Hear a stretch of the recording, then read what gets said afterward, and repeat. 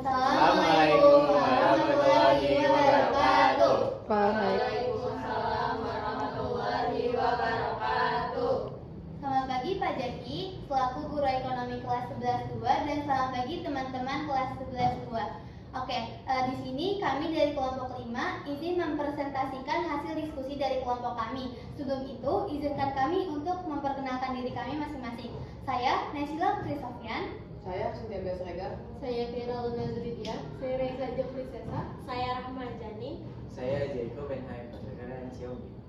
Oke, selanjutnya kita akan mendengarkan ringkasan artikel yang akan dibacakan oleh Jericho. Nah, jadi mengenai artikel ini merupakan dari artikel di JKN mengenai dampak ekonomi mengenai COVID-19 dari wabah COVID-19. Nah, tapi sebelum itu dalam artikel ini pertama-tama dia membahas tentang dampak COVID-19 tentang kesehatan dan juga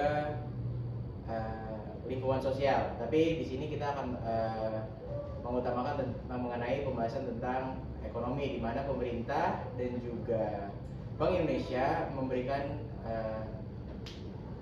kebijakan tentang fiskal dan moneter, kurang lebih seperti itu. Oke, lanjut aja, kita akan menjawab pertanyaan yang ada di buku paket. Pertanyaan pertama itu, apakah kebijakan fiskal dan moneter yang dilakukan pemerintah sudah tepat sasaran? Izinkan saya untuk menjawab dari kebijakan fiskal terlebih dahulu. Jadi, kebijakan fiskal yang diterapkan oleh pemerintah pada saat COVID-19 itu sudah tepat sasaran.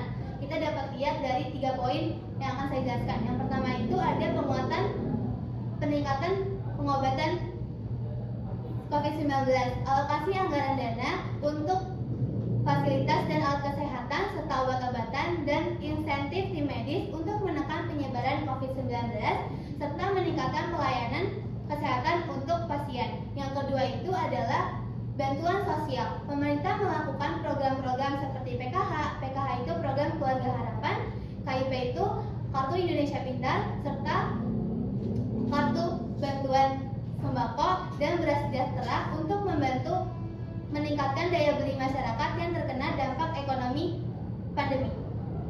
Dari Naysila yaitu pembahasan mengenai nomor 3 yaitu insentif dunia usaha, di mana bantuan bagi pelaku usaha khususnya UMKM dan sektor informal melalui stimulus pajak dan kemudahan lainnya. Sangat penting untuk menjaga keberlangsungan usaha dan mencegah PHK. Selain itu, kebijakan pemerintah untuk memprioritaskan pembelian produk UMKM dan mendorong BUMN untuk memperdayakan UMKM juga merupakan langkah yang tepat untuk mendukung pertumbuhan ekonomi dari bawah. Oke, selanjutnya ada kebijakan moneter.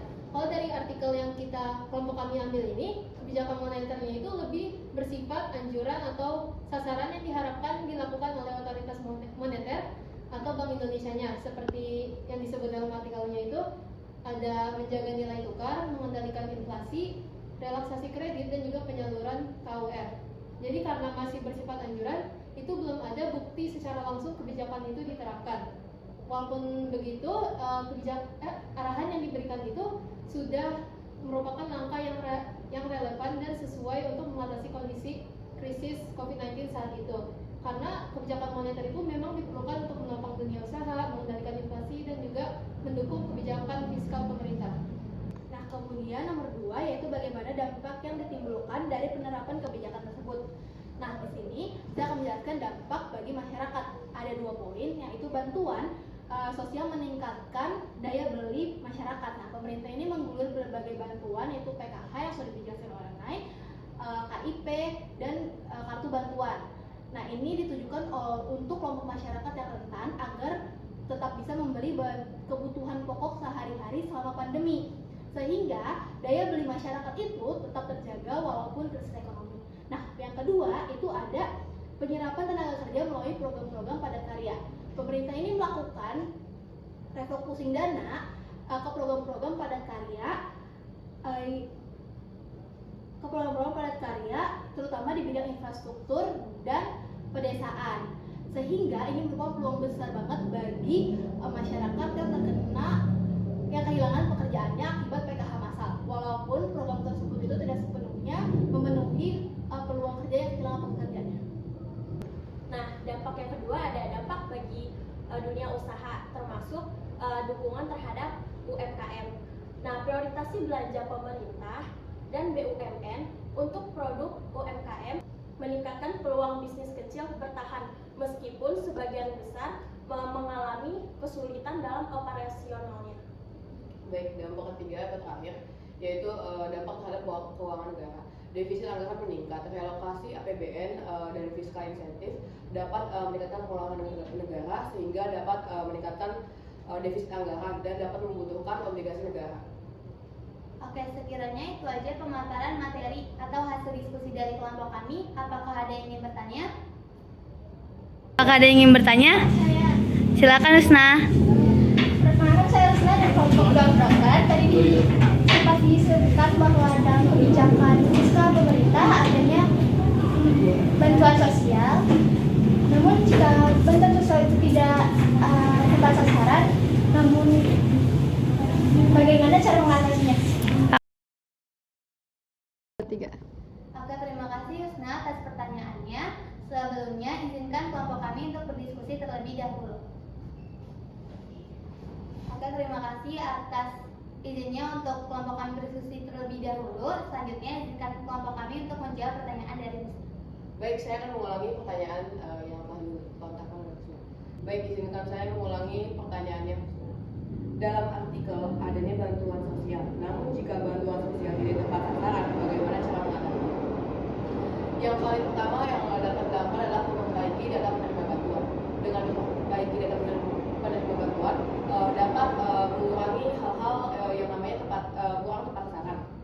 Yang kedua itu adalah membuat mekanisme pengaduan. Jadinya dengan adanya mekanisme pengaduan ini dapat membuka masyarakat yang tidak dapat menerima bantuan atau tidak tepat sasaran dapat mengadu akan hal ini dan dapat ditindaklanjut. Dan yang terakhir adalah memverifikasi data. Dengan memverifikasi data dapat membenarkan atau dapat membuat hal-hal yang salah sebelumnya atau yang keliru jadinya bisa menjadi benar lagi dan menjadi sasaran yang awalnya tepat jadi tepat sasaran. Baik, apakah sudah menjawab Husna? Sudah. Baik, terima kasih. Oke, sekiranya sekian presentasi dari kelompok kami. Terima kasih Pak Jaki sudah mendengarkan presentasi dari kelompok kami dan terima kasih teman-teman semua.